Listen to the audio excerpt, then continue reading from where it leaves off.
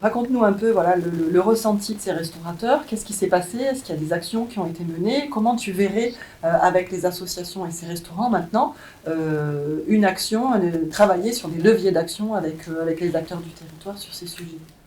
Donc les restaurateurs, ben, il faut juste très rapidement séparer deux choses. Il y a les restaurateurs à qui on a mis à disposition des capteurs. Ben, c'est quelque chose de délicat parce que les restaurateurs, ils ont peu de temps. Et puis en plus, c'est toujours délicat de montrer à quelqu'un dont c'est l'activité économique que son activité génère de la pollution. Hein, c'est inévitable.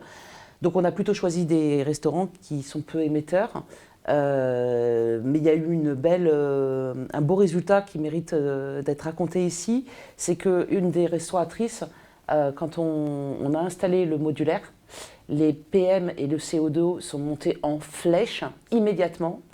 Or, elle venait de nous dire qu'elle avait un problème avec sa hotte, mais qu'elle hésitait à la faire réparer tout de suite parce que le devis était élevé. Elle a vu les résultats du modulaire. Une semaine après, elle avait fait réparer sa hotte. Donc ça, c'est le travail qu'on peut faire avec les restaurants. Et puis après, il y a un autre sujet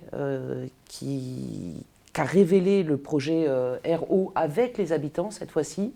C'est que 2 des foyers d'habitation sur les 5 du projet sont excessivement exposés aux pollutions aux pollutions émises par les cuissons de restaurants à grillades dans les quartiers de Noailles et dans les quartiers de Belzins.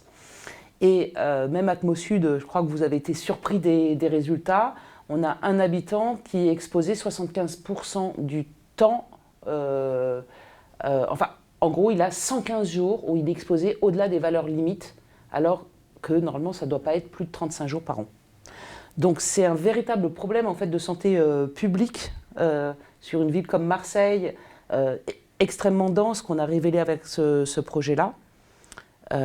Et donc pour répondre à ta question, Atmosud en fait, a dit que ce sujet, il fallait s'en emparer.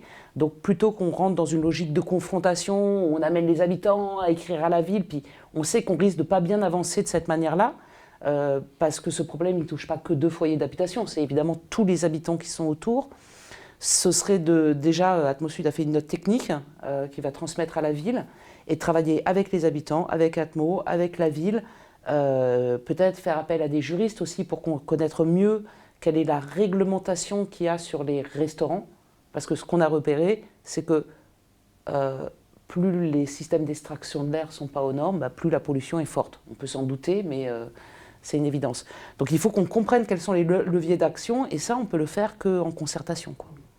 Donc Capter Citoyen, un vrai projet pour aider finalement les acteurs économiques du territoire à trouver des solutions, comme on l'a vu avec la restauratrice et sa hôte, mais aussi un travail collégial avec l'ensemble des acteurs pour essayer de voir s'il y a des marges de progression possibles et essayer de trouver des leviers d'action aux problématiques locales. Voilà. Merci Magali. J'ajouterais juste peut-être une chose, côté des habitants, on relance une nouvelle saison avec des foyers d'habitation.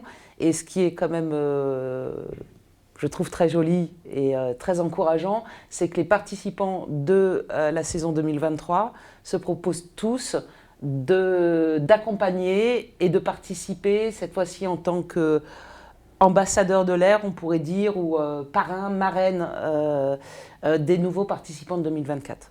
C'est super comme ouverture sur l'année prochaine. Merci beaucoup.